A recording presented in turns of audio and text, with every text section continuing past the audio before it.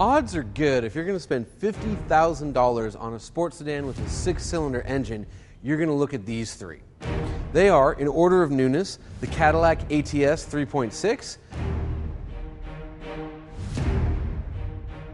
the BMW 335i, and the Mercedes-Benz C350 Sport.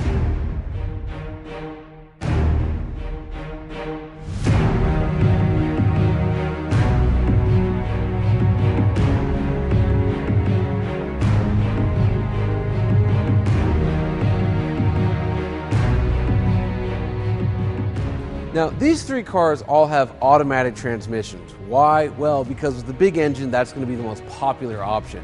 And these cars are even more similar still. They're all rear-wheel drive, they all have 4 doors, they're all within inches of each other, and between the heaviest and lightest is only a 107-pound weight difference. Now, before we get bogged down with numbers, I'll just go ahead and tell you that the car that makes the least amount of power, the BMW, is also the fastest.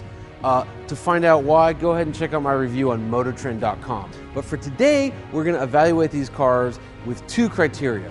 One is something you've been asking about, which is, what is it like to be inside the car? What's the interior like? What's the navigation like? And the other is driving dynamics. We're going to take them up to one of my favorite roads and really put them through the ringer.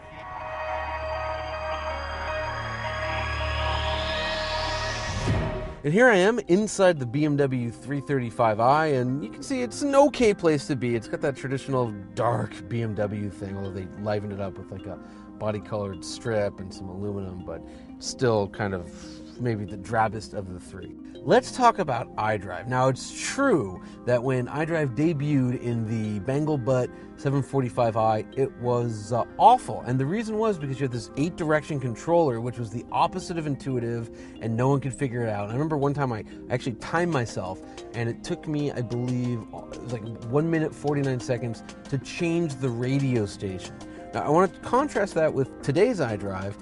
And look, here I am on this channel, and I want to go to, let's say, Howard Stern, and even if I don't have a direct input, I can just spin this wheel so quickly, boom, there I am. I mean, it's that simple, it's that intuitive, and they've also put on redundant buttons. So if I want to go to telephone, boom, it's right there at my fingertips. If I want to go to the nav screen, boom, there it is.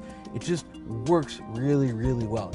I don't think I'm going out on much of a limb here when I say that iDrive is the best in the business. Let's go ahead and contrast that with the command system found in the Mercedes. Here I am in the Mercedes-Benz C350 Sport, and you'll notice that, like the BMW, it's dark in here. However, unlike the BMW, it's finer, it's more tailored. There's just something about it we like better. Now, just like the BMW, Mercedes' command system features a wheel, and it can spin, you can push down on it, and it can move in 4 different directions. Unlike iDrive, there are no dedicated menu buttons, so sometimes you're going to see this in a second, it's a little confusing to get to what you want to. Now, what's also not great about the command system in the C-Class here is that the screen is relatively small. I should point out that compared to the almost brand new BMW, this is a little bit dated.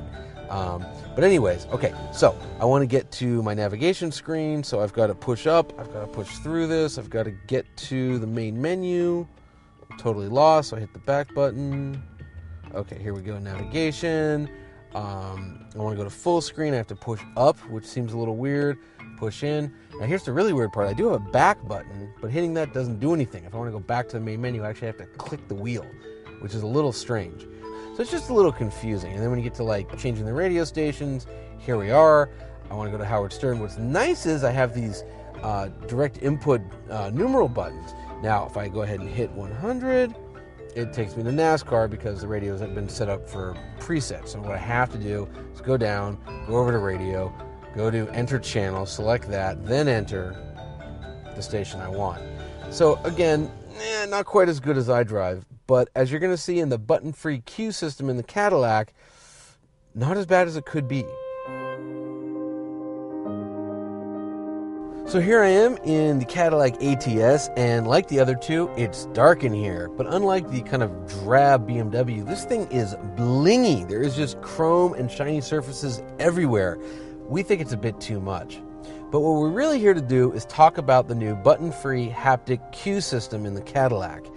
I'll give you the quick and dirty rundown. It doesn't work so hot, it looks kind of blasé, and I have a philosophical problem with it. Let's start with it not working so hot. The big thing is, since there's no buttons, you're totally relying on the fact that it's touchscreen. And it's easy now that I'm not driving, I can kind of be semi-accurate with it. But when you're driving, you miss a lot. And you think you're doing something, and it's not what you want. And I've almost crashed twice staring at the screen. It's also a little bit dull. And basically, if I was the guy in charge of the people designing this for Cadillac, I would say, does it work better than the iPad? If the answer is no, I'd reject it. So here's my philosophical problem with Cadillac's Q. As you may know, Mercedes-Benz cars are designed in Munich and BMWs are designed in Stuttgart. Here's what I mean. The Germans just shamelessly steal from each other. They just copy each other straight up. And I have no problem with that. In fact, when Cadillac cooked up the ATS, they stole the recipe from the 3 Series. It's like Woody Allen said, if you're gonna steal, steal from the best. But Cadillac didn't do that.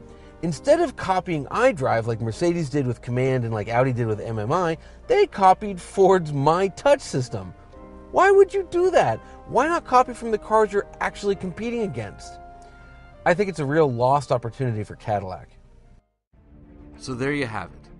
BMW's iDrive is the best navigation system. But, kind of like the performance numbers, they don't really tell you the whole story about a sports sedan.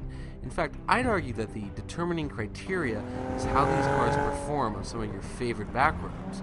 And so to find out, we took all 3 to some of our favorite roads. Alright, here we are in the BMW 335i, and I gotta tell you, up here in these canyon roads, this is a great car. This is a fantastic car even. It's also our 3rd place car. And you might be saying, what? Well, let me explain why. There's a couple knocks against this car other than price, and it is the most expensive car here by about $6,000. The first is there's something kind of clinical about it. Like yes, it has very high limits and it goes very quickly, but it just doesn't feel so hot going that fast or going around corners. The steering doesn't quite load right. It's weird. It's like, I don't know, like in the Cadillac or even the Mercedes, like, oh man, you want to push these cars and they're fun. And this one, yeah, you can go maybe just as fast, maybe even faster, but you just don't care. You kind of get to where you're going, you're out of the car, and you don't think about it. Where with the other two, you want to keep driving. There's also something kind of rubbery about this car. Like the steering feels a little rubbery, and the ride's rubbery, and it's just like the seats feel rubbery, and it's not like low quality. It's just soft, and it has this huge, way underrated turbocharged engine that can get you up to speeds where you kind of want things to be firm, and it just doesn't have that. So while it's a very, very good luxury car and it is very, very fast, it's just not the best car here to drive.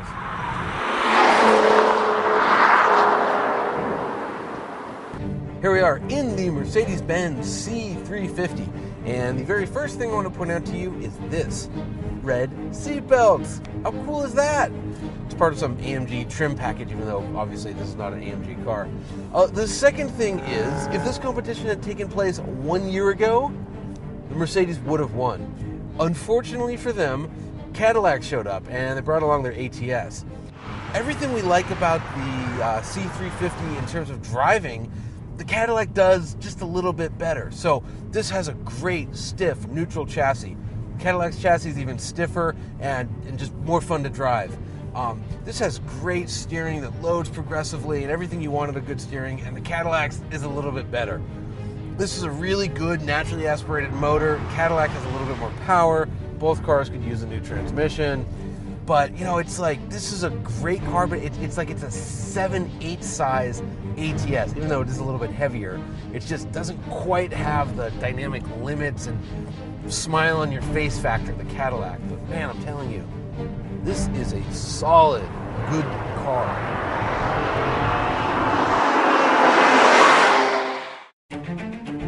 Here we are on the windy road section in the Cadillac ATS, and I have to tell you, Cadillac has managed to build a car that goes around corners better than it goes in a straight line.